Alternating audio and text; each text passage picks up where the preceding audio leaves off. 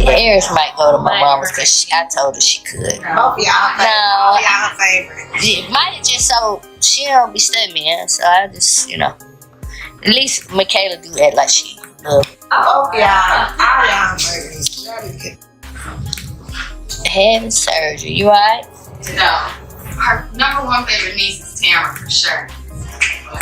Well, she's been here the longest time. Nobody expected that night to turn into a public confession.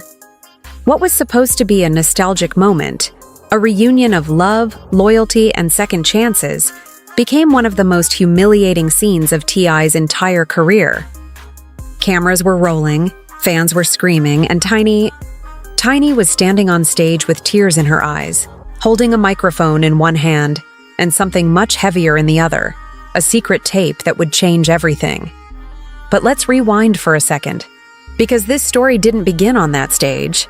It started long before, back when T.I. and Tiny were the power couple everyone admired. They were the example of ride-or-die love in hip-hop. Through arrests, scandals, and reality TV chaos, Tiny stayed. She was always the calm in his storm.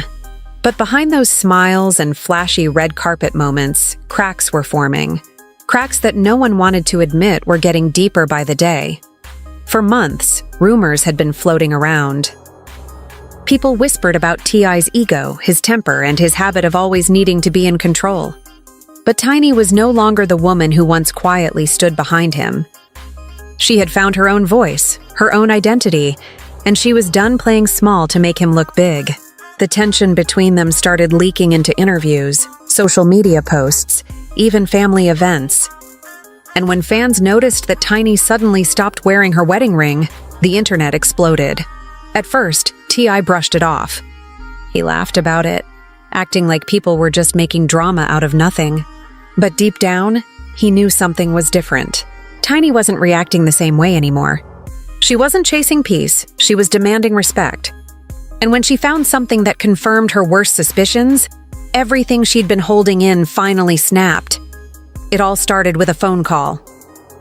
Tiny was in the studio, working on new music, when a close friend called and told her to check something that had been circulating quietly in private circles. It was a recording, a conversation that wasn't meant to be heard by anyone outside a very small group. But what she heard when she pressed play made her heart drop. The voice on that recording was unmistakable. It was T.I.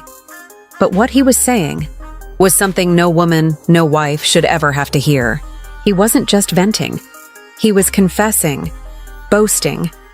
And worst of all, he was talking about someone very close to Tiny, someone she trusted.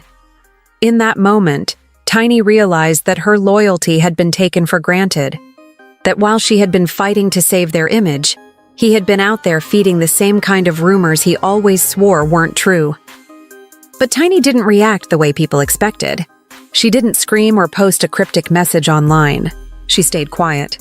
Too quiet, because she had a plan.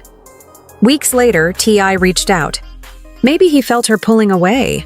Maybe guilt was creeping in. Either way, he started making grand gestures. Flowers, long messages, even showing up unannounced at her shows. The kind of moves that looked romantic from the outside, but up close, it felt desperate. Tiny knew it. Everyone around her did too. But she let him play his part, because she wanted him to feel what it was like to be exposed, to be caught in his own performance. The night it all went down, the air was thick. Tiny was performing at a special event in Atlanta, one that was supposed to celebrate women in music. T.I. showed up unexpectedly, wearing that same confident smile that used to melt everyone's defenses. Cameras followed him as he walked in.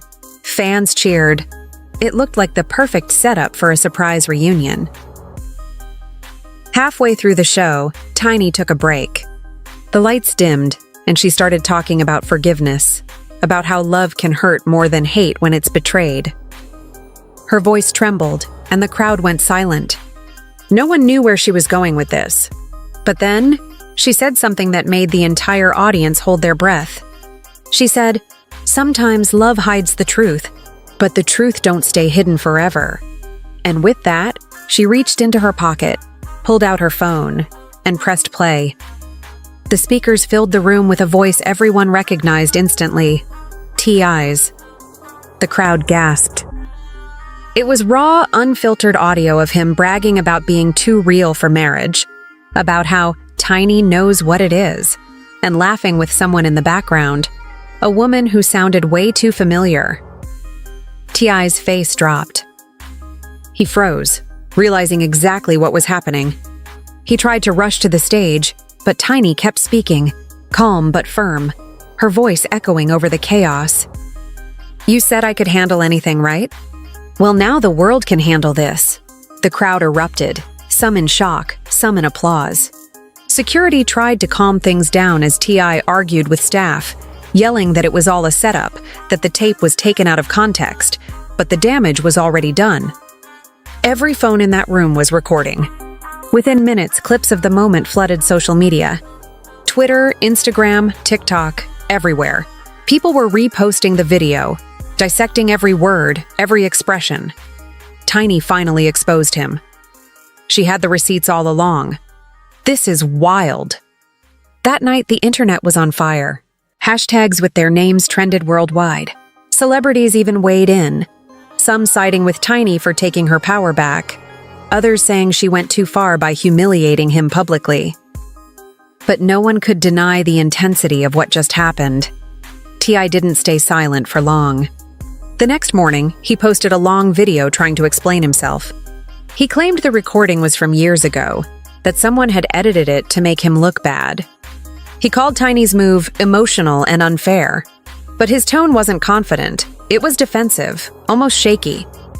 People could hear the fear beneath the anger. Tiny, on the other hand, didn't respond right away. For days, she stayed off social media, but when she finally spoke, it wasn't through a statement or an interview.